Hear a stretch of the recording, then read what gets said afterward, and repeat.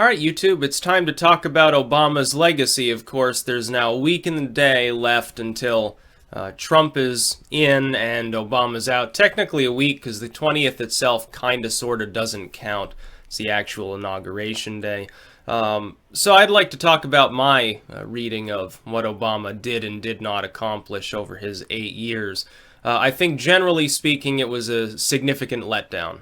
Of course, I voted for Obama in 2008, mainly, because at the time, young and dumb as I was, of course, I looked at what the Bushites had done, the Limitless Wars, Patriot Act, and so forth, pissing on foreign states left and right, alienating some of our allies in the process.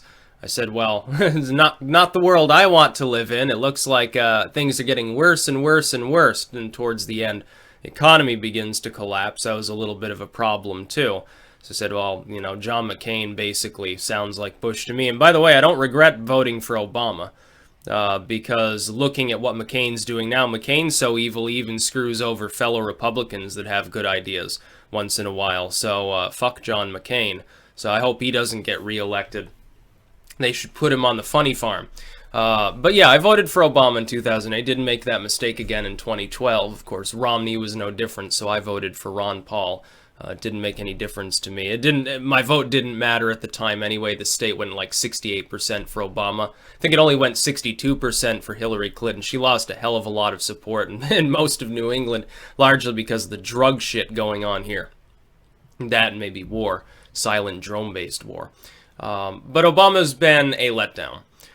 One of the reasons that I supported him is that he seemed to be generally against, not completely, but generally against the surveillance apparatus and the sort of police state that the Patriot Act spawned. Instead, what we got under Snowden is the revelation that it actually had been vastly expanded. Now, Bush didn't implement it. It was sort of Bubba Bill ushered much of that in.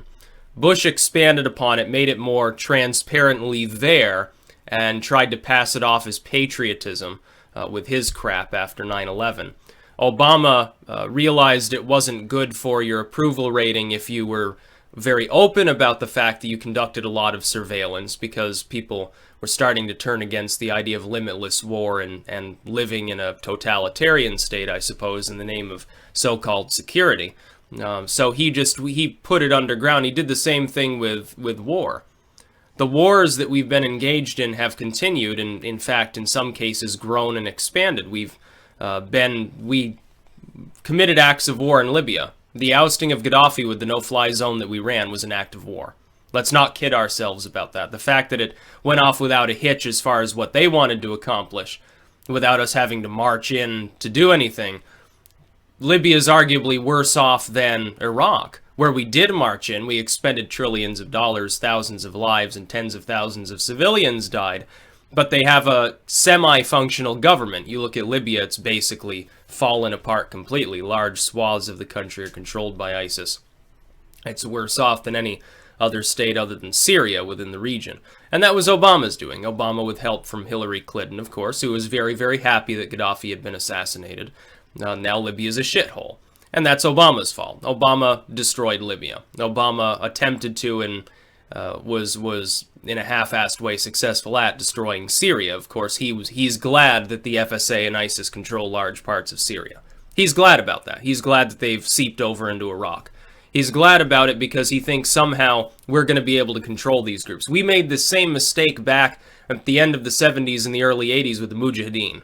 We made the same mistake. We funneled weapons and money and all sorts of shit to a bunch of militants who at first, much like the FSA, people said, oh, well, they're kind of nationalistic, so they're just resisting Soviets. In this case, we said, oh, the FSA is like nationalistic and they're resisting this sort of Russian pawn.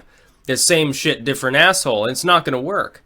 It makes the situation worse. We should have taken a hands-off approach and let Assad mop the floor of the FSA. There wouldn't even have been a Syrian civil war. There wouldn't be ISIS operating in that area. He would have killed them all by now. There wouldn't have been any attacks on civilians by anybody because the war wouldn't have raged long enough for that to be justified under anybody's possible conception of reality.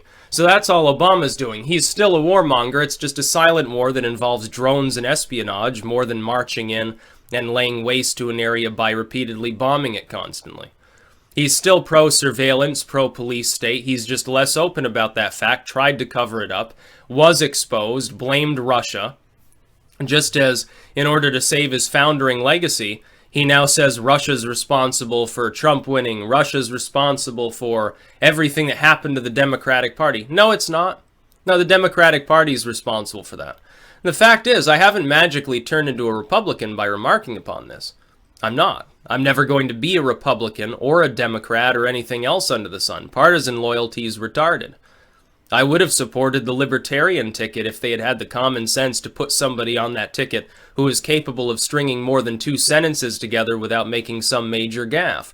Unfortunately, they decided to dig out the vaguely neoconservative so-called libertarian answer to Joe Biden and run him instead.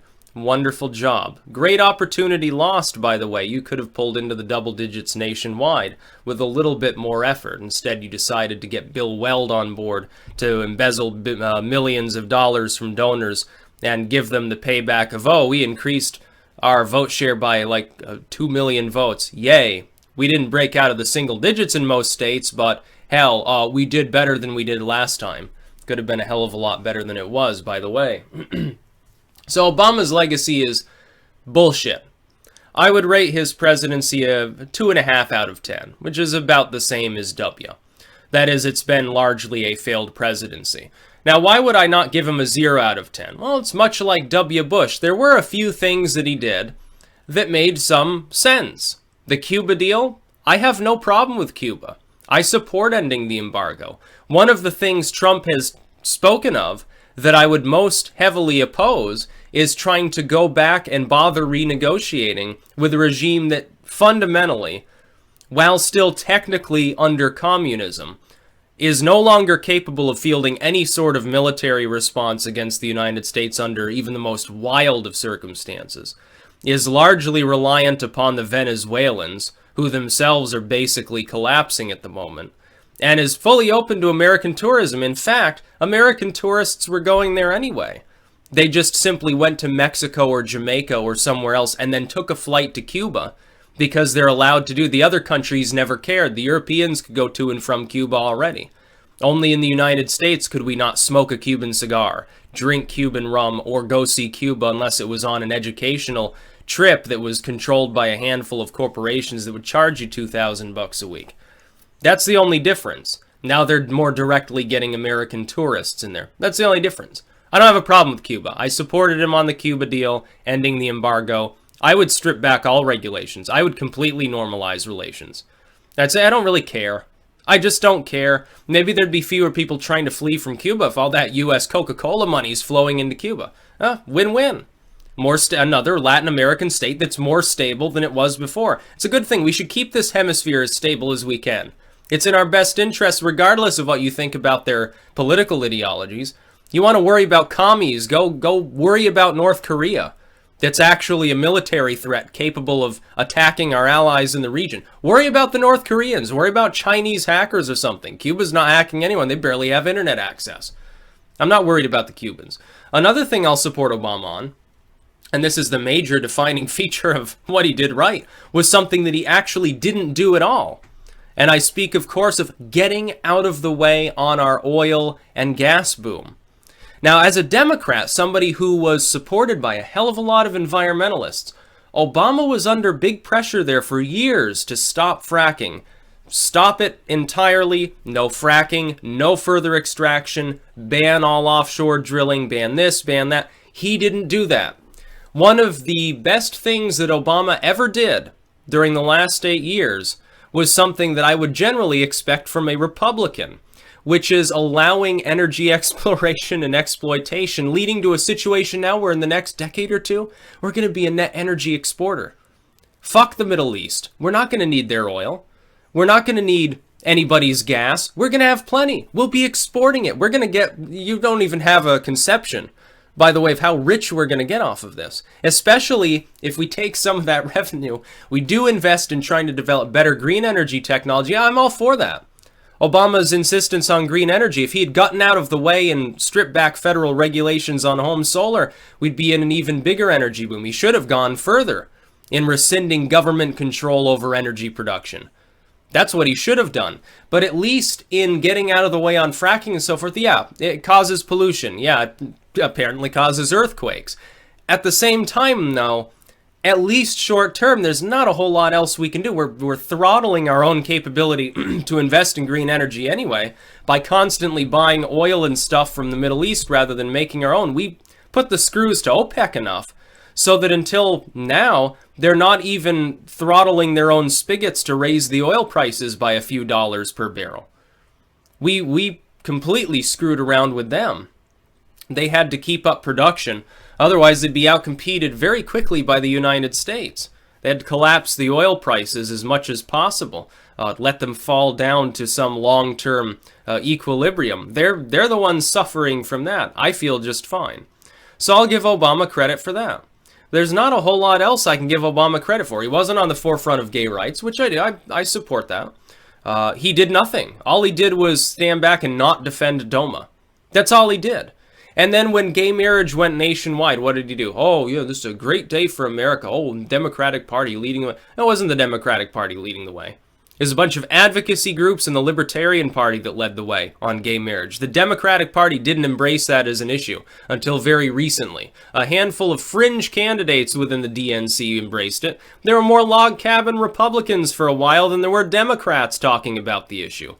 Don't try to screw around and revise history and pretend that you were some great warrior for gay rights. Hell, Trump is more pro-gay rights than Obama will ever be. Hilarious. What about abortion? What did Obama do about that? Nothing. What did he do when Texas decided to slap more limits on things? I think this is regrettable. He didn't attempt to do anything. By the way, that's another thing. Yeah, I go left on such issues. And then there are issues on which he's totally fucking out there, like the ACA. He says, oh, the ACA is great. More people have insurance. Yeah, that's great. It's shitty insurance and they're paying a lot more for it. The fact that you're subsidizing a bunch of impoverished individuals on the backs of people who were doing pretty well in the middle class, who now their jobs have been destroyed. You fucked the middle class. Obama's main legacy is, I fucked the American middle class in order to help a bunch of impoverished people get subsidized healthcare. That's essentially what he did. Millions of people in the middle class suffer in order for tens of millions of lower class individuals to get half-assed insurance. That's not even good, is still overpriced, still costs them a mint in many cases. In some states, there's no competition. The ACA was terribly made. The rollout was totally botched. And this is all in addition to, I think, the main thing that he's done that was the worst of all, which is the expansion of the American surveillance apparatus. To the point at which even neocons had to at least pretend to be interested in scaling back the activities of the NSA. Now, at the end of the day, did the Rand Pauls succeed or did the Mitch McConnells prevail? The Mitch McConnells prevailed, which was terrible. The Rands should have been the ones fixing the issue and we wouldn't have any further problem at all because mass surveillance simply wouldn't exist anymore. We don't need it. The former head of the NSA agrees that we don't need it, that it's like searching through a haystack to find one needle. It's brutally ineffective. It's extremely expensive. It's retarded. But Obama's all in support of this.